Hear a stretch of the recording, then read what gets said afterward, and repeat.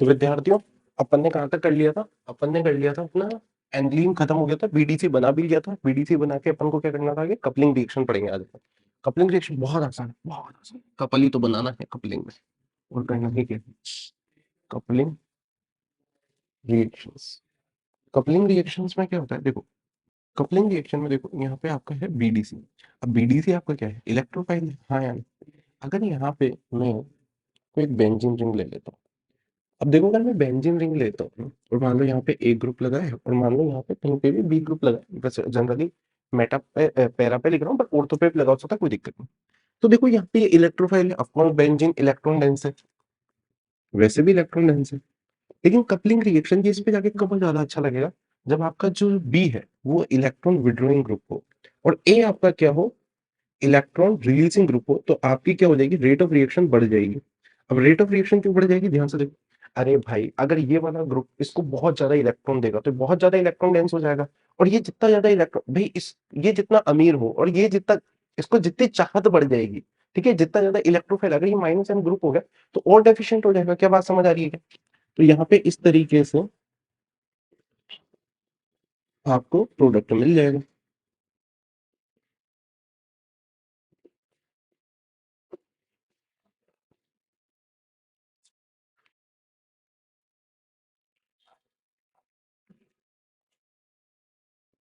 यहाँ पे जो ये चीजें हैं इन्हें बोलते हैं कलर्ड डाई। ठीक है, डाई। अच्छा, ये क्या होती है? येलो, ऑरेंज, रेड कलर की होती है। और यहाँ पे कलर क्यों आता है? क्योंकि एक्सटेंडेड रेजोनेंस की वजह से। क्या बात समझ आ रही है बेटा? लिख लो इसको, यहाँ तक लिख लो, फिर इसके आगे एक दो कंपाउंड है जो स्पेशल है, वो भी मैं लिख देता हूँ। ध्यान से देखो बेटा, अगर मैं यहाँ पे फिनॉल के साथ आपका बीडीसी लिख दूंगा,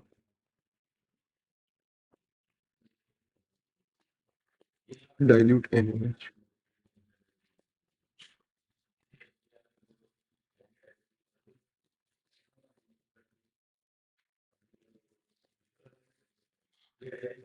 तो इसे बोलते हैं पैरा हाइड्रोक्सी एजोडाई।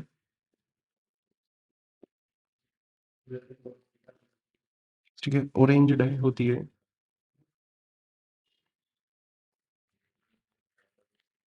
एजोडाई भी बोल दो। ठीक।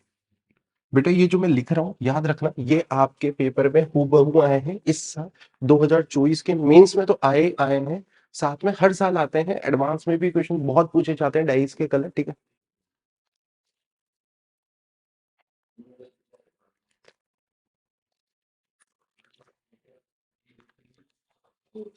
अब इसमें तुम सोच रहे होंगे गधों कि सर यहाँ पे डाइल्यूट एनएच क्यों ले रहे हो?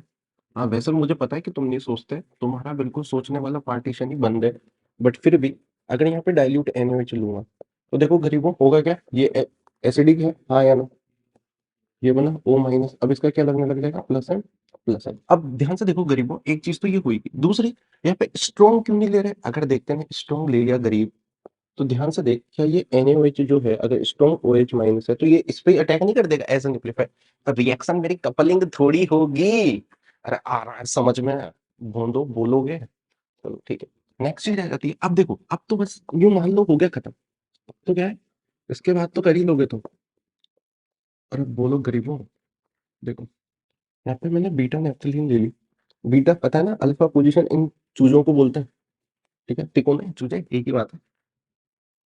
ठीक है, अगर मैं यहाँ पे डाइल्यूट NaOH ले लूंगा तो समझ में आएगा इसका, ये यहाँ पे ऐसे कर दिया O माइनस, प्लस एन में बदलेगा, प्लस एन में बदलेगा। तो ये क्या कर, अब मैं इसको वापस ऐसे लिख देता हूँ ताकि देखने में अच्छा लगे। तो ये कहाँ पे जाएगा? ऑफकोर्स अल्फा पोजीशन पे जाएगा, लेकिन कौन सी वाली अल्फा पे जाएगा? इस वाली पे। ओके, अब मान लो मैंने यहाँ पे ये ना लेके ये वाला ले लिया इसके साथ OH। अब प्लस एम प्लस आई लगाने, वही डाइल्यूट NaOH लूंगा, इसी वजह से माइनस आई नहीं लिख रहा हूँ। ठीक है ना? बोल, ये से हटाएगा, नेगेटिव बना देगा। कौन सी अल्फा पोजीशन? ये है, ये है, ये है। ऑफ कोर्स यहाँ पे जाए प्लस एन ज्यादा लगे, खत्म, टाटा बाय बाय। OH। क्या बात क्लियर है क्या? अच्छा, इन दोनों के कलर देख रखे हो, गोल्डन ब्राइट पीपीटी मिलता है इसका, लिख लो लिख लो। अरे पेपर में आया था इसको, ठीक है। येलो ऑरेंज रेड,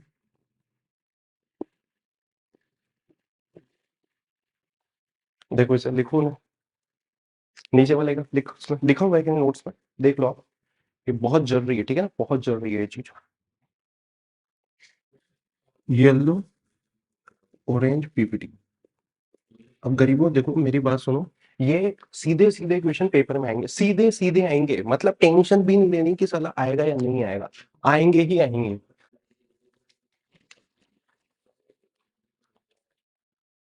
अब कपलिंग रिएक्शन जो कंपाउंड करते हैं वो देख लेते हैं, कुछ कंपाउंड मतलब ये पेपर में आ सकते हैं, मतलब ऐसे तो क्या ही आएगा, बट तुम वैसे भी कर ही दोगे, रट मत लेना अब इनको। कंपाउंड जो कपलिंग रिएक्शन शो करता है, ऑफ कोर्स जिन पे रिलीजिंग ग्रुप होगा वही करेंगे, और तो कौन नहीं करेगा, मैं सारे एक साथ ही लिख देता हूँ। वही अब, अरे अब बताओ, ये रटने वाली बात है। फिनॉल हो गया, और इस पे एनिलीन, NH2, Me2, नेप्थलीन तो अभी अपने पढ़ लिया, तुम्हें नहीं दिख रहा, ठीक है। अरे ठीक है, एसिटिलीन, ठीक है, मतलब मतलब सारे जिन पे रिलीजिंग ग्रुप लगा हुआ है, तुम तो सिंपल ऐसे सोचो, ठीक है। कपलिंग रिएक्शन, अब इनके कुछ कुछ प्रोडक्ट है जो बहुत स्पेशल है, इनको बेटा आप देख लो। NMET, ये यहाँ पे BDC को रिएक्ट कराया, अगर BDC को ऐसे कराऊं तो याद रखना इसको, ऑफकोर्स ये पैरा, अरे समझ में आया, पैरा पोजीशन पे जाके लगेगा। यहाँ पे ऑर्थो पे क्यों नहीं लग रहा, ऑर्थो पे इस वजह से लग रहा, प्लस है माइनस है,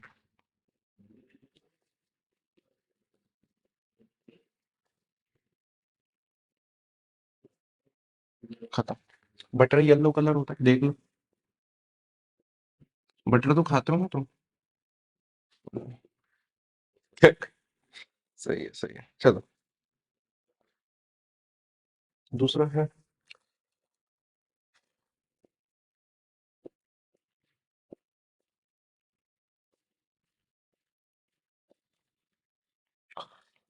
PDC, और ये सल्फोनिल, ठीक है, ये पैरा पोजीशन पे जाके लग जाएगा, इस पे लिखा होगा, उसे क्या बोलते हैं, इसको यहाँ जाके लगा देना सीधा ऐसा, ठीक है ना। अब बनाने आलत आ रही है मेरे को।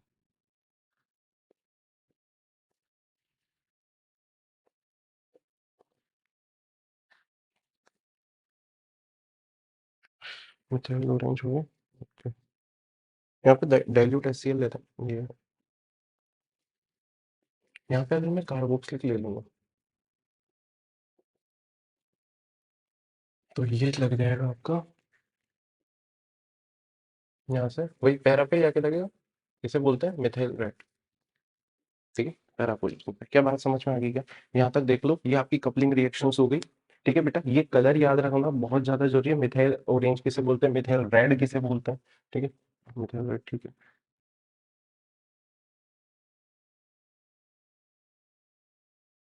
चलो नेक्स्ट आ जाता है बेटा test of amine. Test of amine में बेटा सबसे पहले अपन देख लेते हैं, चलो आ जाओ, कार्बोलामाइन टेस्ट।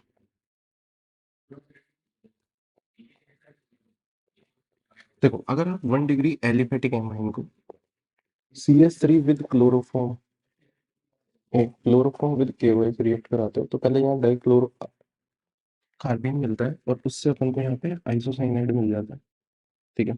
सेम चीज अगर यहाँ पे आप एरोमेटिक एनिलीन को भी रिएक्ट कराते हो क्लोरोफॉर्म के साथ, ठीक है, सेम चीज, तो भी आपको आइसोसाइनाइड ही मिलता है। अब देखो ये अपन क्या करते हैं, चलो बता देता हूँ वापस, भूल तो नहीं गए ना तुम, अरे बोलो बोलो बोलो, क्यों यूट्यूब वाले विद्यार्थी हो, भूल तो नहीं गए तुम। मैंने यहाँ पे तुम्हें carbon carbon carbon with KOH, देखो सब तुम्हारे लिए हम फोकट में दे रहे हैं पूरा का पूरा, ठीक है। अब फ्री में मिल रहा है, इसका मतलब ये नहीं है कि कदर ही नहीं करनी है कि फ्री में पढ़ा रहे हैं तो, ठीक है। मैं एक एक चीज पढ़ा रहा हूँ, ठीक है। इसे क्या बोलते हैं, डाइक्रोलो कार्बिन, क्या बात क्लियर है, अच्छा खत्म, फिर तो अब तो खत्म ही हो गया वैसे। नाइट्रोजन नाइट्रोजन यहाँ पे, और आपको ये इस पे जाके लग जाएगा, ठीक है। मैं एक स्टेप नहीं लिख रहा हूँ, क्योंकि मैं पहले पढ़ा चुका हूँ इस चीज को, ठीक है, कार्बिंग में मैंने ये चीज पढ़ाई है वहां पे, ठीक है। और सेम चीज सेम मैकेनिज्म यहाँ पुल होगा, तो इतनी कोई टेंशन वाली बात नहीं है, ठीक है। ओके, और नोट्स डाउनलोड कर लेना, उसमें सारी चीजें सीक्वेंस से लिखी हुई है, ठीक है। क्योंकि अभी अपन को सबसे कम टाइम में सिलेबस कंप्लीट करना है, तो मैं इस वजह से इसको ऐसे ही पढ़ा रहा हूँ, थोड़ा फास्ट जाएगा, बट ऐसा कुछ नहीं है, ठीक। टेस्ट तो वही वापस 1 डिग्री है भाई।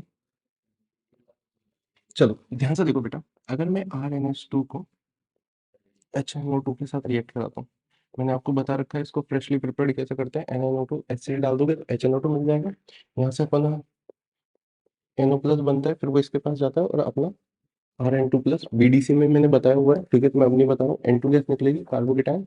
अब यहाँ पे आपका ROH RCl ये आपको प्रोडक्ट मिल जाता है, ठीक है। लेकिन अगर यही चीज यहाँ पे मैं ऐसा करता हूँ, इधर 2 डिग्री, मैं 1 डिग्री एरोमेटिक लिख देता हूँ, ठीक है। अगर मैं इसको HNO2 से रिएक्ट कराऊंगा, मेरे को क्या मिल जाएगा, BDC। अब BDC जैसे मेरे को मिला, अगर मान लो, तो यहाँ पे ये डाइस वाले तरीके से मैं इसको आइडेंटिफाई कर लूंगा, ठीक है। यहाँ पे पहला पोजीशन इस वाली अल्फा पोजीशन पे लग जाएगा, समझ में आ रहा है, ठीक है। तो कलर मिल जाएगा, तो इस तरीके से इसको आइडेंटिफाई कर देंगे। बीटा मैथिलीन के साथ गोल्डन ब्राइट पीपीटी मिलता है, येलो ऑरेंज रेड डाई, ठीक है। ये बात समझ आ रही है, चलो। अब नेक्स्ट चीज आती है बेटा, इसमें देखते हैं 2 डिग्री में, अगर इसको सेम HNO2 के साथ रिएक्ट करा दो,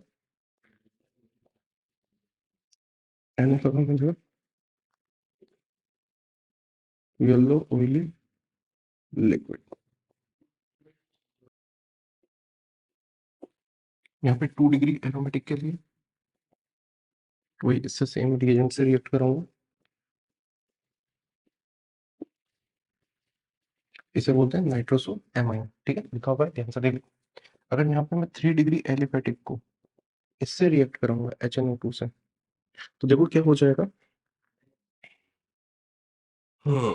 कोई रिएक्शन नहीं होगी, क्योंकि यहाँ पे क्राउडिंग बहुत ज्यादा है। अगर मैंने यहाँ पे कराया तो क्या हो जाएगा, आरा बोलो, कुछ नहीं होगा, सिंपल, NO प्लस इलेक्ट्रोफाइल मिल रहा है, हाँ या ना, अरे सही बात है, नहीं है, देखो मैं तो पहले बताया, वो यहाँ पे H प्लस रहता ही है, पॉजिटिव NO प्लस इलेक्ट्रोफाइल है, इसके ऊपर एक तरीके से प्लस एम ग्रुप लगा हुआ है, तो क्या हो जाएगा यहाँ पे, क्योंकि यहाँ तो जा नहीं पाएगा कार्बन पे, नाइट्रोजन पे क्यों नहीं जा पाएगा, क्राउडिंग है यहाँ पे, सिंपल।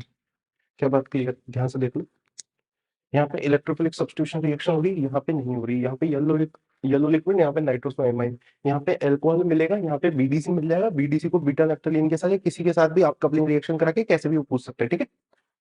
ओके, ये हो गया एक चलो वो तो मैंने अलग से पढ़ा दूंगा, ठीक है।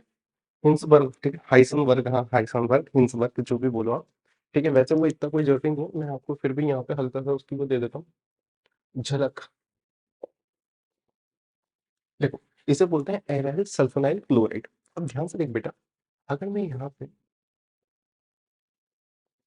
1 डिग्री अमाइन लूंगा, तो ये तो इसके साथ रिएक्ट भी कर जाएगा और एक हाइड्रोजन बच जाएगा, इस वजह से बेस में क्या होगा, सोल्यूबल। लेकिन अगर मैंने यहाँ पे 2 डिग्री ले लिया, तो ये रिएक्ट तो कर जाएगा वापस, लेकिन क्या सोल्यूबल हो पाएगा क्या, नहीं, क्योंकि कोई एसिडिक एच नहीं बचा। अगर 3 डिग्री ले लिया तो क्या करा सर, मुझे भी दिख गया कि यहाँ पे कोई रिएक्शन नहीं होगी, इसे ही हाइसेनबर्ग हिंसबर्ग, ठीक है, हाइसेनबर्ग हाइसेनबर्ग, ठीक है, हाइसेनबर्ग नहीं होता है वैसे, मजाक में बोल रहा हूँ मैं, ठीक है, देख लो इसे। इसके आगे पढ़ेंगे अब, नेक्स्ट पढ़ते हैं बेटा, गैब्रियल फिटालामाइड सिंथेसिस। अब गैब्रियल फिटालामाइड सिंथेसिस बहुत आसान है, चलो मैं इसको थोड़ा सा अलग और कर देता हूँ, इसको मैं ऐसे ही बना देता हूँ जैसे जेई ने पूछा था। ये पूरी की पूरी रिएक्शन एनसीईआरटी में लिखी हुई है, इसको K2Cr2O7 या KMnO4 के साथ रिएक्ट कराते हैं, तो बेटा क्या हो जाता है, आपको पता है, पूरे के पूरे जो बेंजीन के ऊपर कुछ भी ग्रुप लगा हुआ है वो किस में चेंज हो जाएगा, कार्बोक्सिलिक में। कार्बोक्सिलिक को अगर आप अमोनिया से रिएक्ट कराओगे, ठीक है, तो यहाँ पे एसिड बेस रिएक्शन होगी और हीटिंग करते हैं, फिर वापस क्या बन जाएगा, एमाइड। बना देते हैं, जैसे ही यहाँ पे आप हीटिंग करोगे, ये एक और चीज यहाँ पे ऐसे अलग करके बता रहा हूँ, बट ऐसे होता नहीं, यहाँ पे एक अमोनिया गैस रिलीज होगी, अब जैसे ही अमोनिया गैस रिलीज होगी, ये आपका एक एनहाइड्रेट की तरह बन गया। ध्यान से देखो, एनहाइड्रेट में यहाँ पे ऐसा फील कराने के लिए बोल रहा हूँ, ये हाइड्रोजन। अब क्या ये हाइड्रोजन एसिडिक है क्या? बिल्कुल एसिडिक है। पहले तो नाइट्रोजन से कनेक्टेड है, उसके बाद दो, एक तरीके से देखा जाए दोनों तरफ माइनस एम ग्रुप है। अगर मैं इसको केवेज के साथ रिएक्ट कराऊंगा लाड लो, तो क्या हो जाएगा, ये हटेगा, यहाँ पे नेगेटिव चार्ज। और इसको अगर मैं आर डैश एक्स के साथ रिएक्ट करा दूं, तो ये इस पे SN2 अटैक करेगा और ये ग्रुप निकल जाएगा। जैसे ही ये ग्रुप निकला,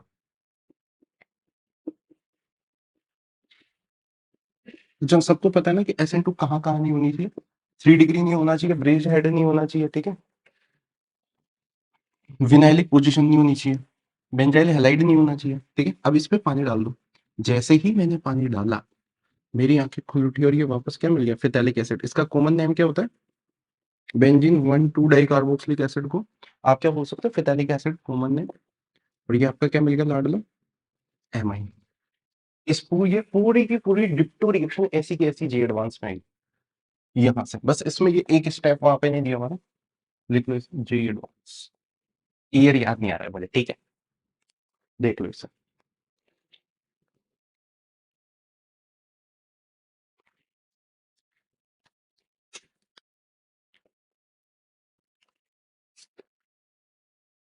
ओके, नेक्स्ट।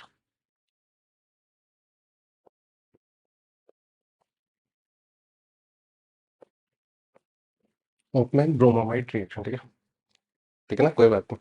हाँ पता है मेरे को, मतलब आलस आ रहा है ना, आलस है, ठीक है। चलो आ जाओ। एमाइड को अगर मैं बेटा 1Br2 विद 4KOH के साथ रिएक्ट करता हूँ, तो मुझे एमाइन मिल जाता है। ध्यान से याद रखना बेटा, ये रिएक्शन बहुत ज्यादा इंपॉर्टेंट है, बहुत ही ज्यादा।